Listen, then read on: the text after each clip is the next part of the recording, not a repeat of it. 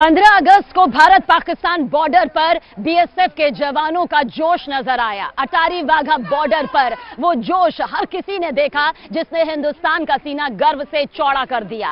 लेकिन आपको अटारी वाघा बॉर्डर से करीब 4000 किलोमीटर दूर रूस की राजधानी मॉस्को ले चलते हैं, जहां व्लादिमीर पुतिन की टेंशन काफी हद तक बढ़ चुकी है और इसके पीछे की वजह है जेलेंस्की के पास आने वाले नए हथियारों की खेप। दरअसल इस खेप की लिस्ट भी जेलेंस्की के जरिए जारी कर दी गई है और ये खेप उसे अमेरिका और नेटो के जरिए मिलने वाली है और बहुत सी हथियार जो हैं वो जेलेंस्की के पास इस वक्त मौजूद भी है, जिसका खुद जेलेंस्की ने शिकार करता वीडियो भी वायरल कर दिया है।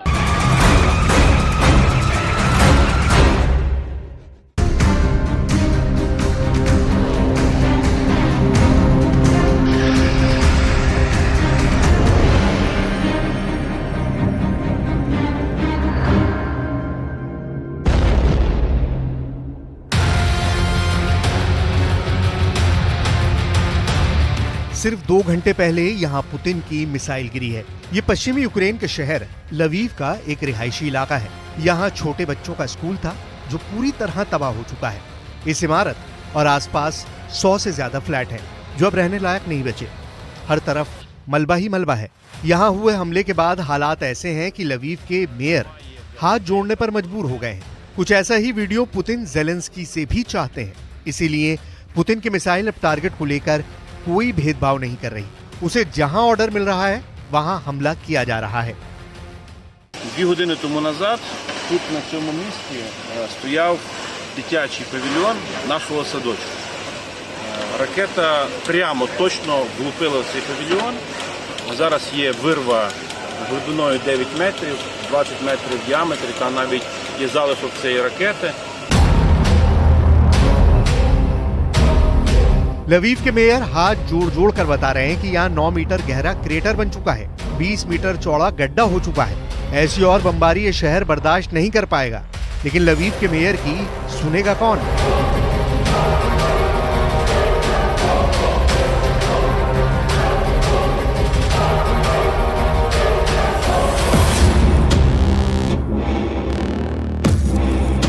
यूक्रेन के शहरों में बहुमंजिला इमारत आग के शोलों से घिरी हुई है। रूस की मिसाइल यूक्रेन पर ताबड़तोड़ तरीके से बरस रही है। लोगों को बचाने के लिए फायरमैन जान की बाजी लगा रहे हैं। पुतिन की फौज काला सागर से लगातार मिसाइलों को लॉन्च कर रही है।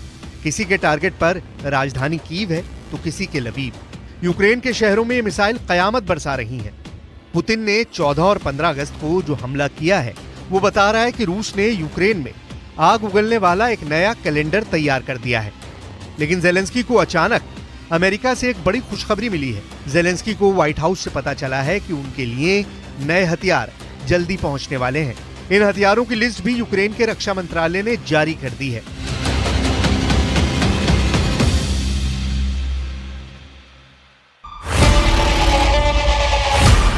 नए पैकेज में पेट्रियट और नेसम्स एयर डिफेंस सिस्टम की मिसाइल है। इसमें stinger man portable air defence system है, जिससे कंधे पर रखकर विमान पर निशाना लगाया जाता है। इसमें हाईमास मल्टी रॉकेट सिस्टम के लिए नए रॉकेट हैं जो 90 किलोमीटर की रेंज तक मार करते हैं। इसमें 155 किलोमीटर के गोले भी हैं, यानी जेलेंस्की का तोपखाना फिर से बढ़ने वाला है। नए पैकेज में 32 स्ट्राइक बख्तरबंद गाड़ियां हैं। नए पैकेज में anti tank guided missile javelin भी है, जिससे रूस के टैंकों को बड़ा नुकसान हुआ है। साथ में 2 करोड़ 80 लाख गोलियां भी हैं, यानी जेलेंस्की की इन्फेंट्री भी अब पूरी तरह से फिर से लैस हो जाएगी। Сьогодні Сполученим Штатам за новий пакет снаряди для Петріотів, для Хаймерсів, артилерія, джевеліни і інше. Дуже потрібні речі. Буде скоро ще більше нашої роботи з партнерами заради оборони.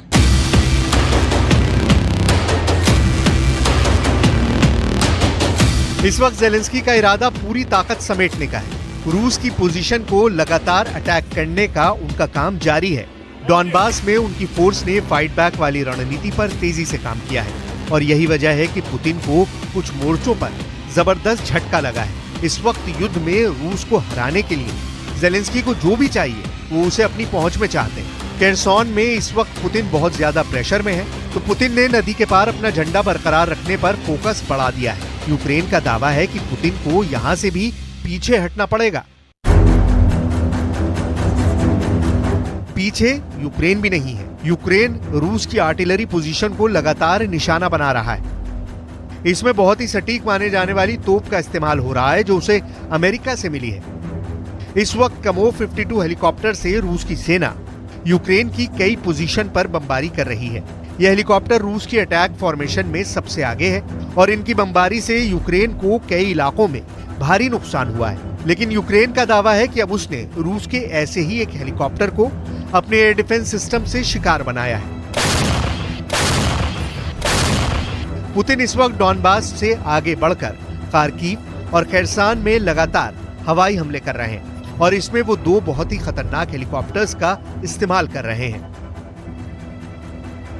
इनमें एक है कमोव 52 हेलीकॉप्टर जिसने पूरे डॉनबास में रूस के हेलीकॉप्टर अटैक की कमान संभाली हुई है। वहीं रूस का पुराना अटैक हेलीकॉप्टर Mi-35 जिसे फ्लाइंग टैंक भी कहा जाता है, उसकी तादाद भी ऑपरेशन में बढ़ा दी गई है। Добиться результатов.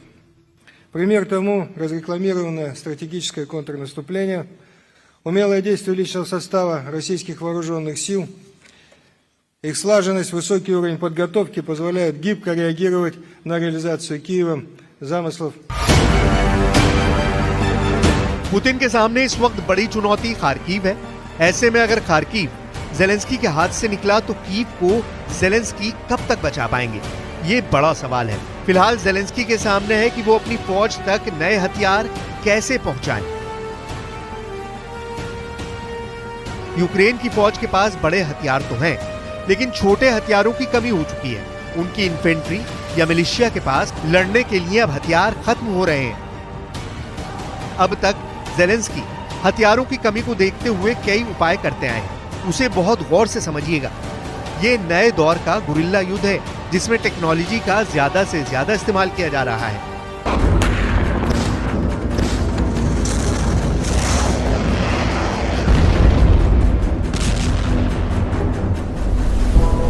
नीचे जमीन पर खड़ा है पुतिन का T-72 टैंक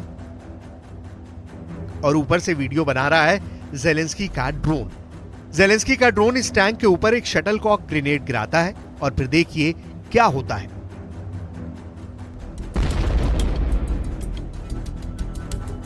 छोटा ग्रेनेड छोटा धमाका करता है। टैंक के अंदर आग लगनी शुरू हो जाती है। टैंक में इतनी जबरदस्त आग लगती है कि टैंक के सभी दरवाजे और उसकी बैरल यानी तोप से भी आग निकलने लगती है। पुतिन का टैंक कमांडर और अंदर बैठे सैनिक भी मोम की तरह पिघल जाते हैं। यह हमला ज़ेलेंस्की के काउंटर अटैक का हिस्सा था जो बखमूत से 7 किलोमीटर दूर किया गया। टैंक में लगी ऐसी आग बताती है कि कैसे युद्ध की सबसे खतरनाक मशीन जलती हुई भट्टी बन जाती है। ज़ेलेंस्की ऐसे ही वीडियो बनाकर पुतिन को पीछे धकेलना चाहते हैं। लेकिन क्या ये इतना आसान है? क्या अगस्त तक वो बखमूत क्या यूक्रेन के बाकी हिस्सों को भी ज़ेलेंस्की इसी तरह आजाद करा पाएंगे? क्या एक शटलकॉक ग्रेनेड ज़ेलेंस्की को युद्ध जिता सकता है? या ज़ेलेंस्की को चाहिए बड़े बड़े हथियार जैसे टैंक, तोप और फाइटर जेट। इसमें ज़ेलेंस्की को टैंक भी मिले हैं, तोप भी मिली है, लेकिन फाइटर जेट वाली डिमांड अब भी अटकी पड़ी है।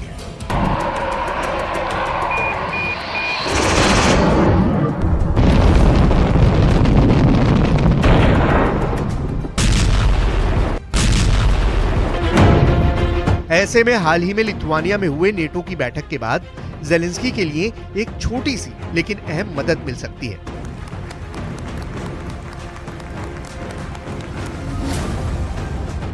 सिर्फ जर्मनी ने 6,500 करोड़ के हथियार देने का वादा किया है। इसमें अमेरिका में बने 2 पेट्रियट एयर डिफेंस सिस्टम है जो जर्मनी अपनी सेना से लेकर यूक्रेन भेजेगा।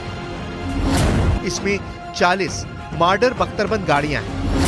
इसमें तोप के लिए 20,000 गोले हैं।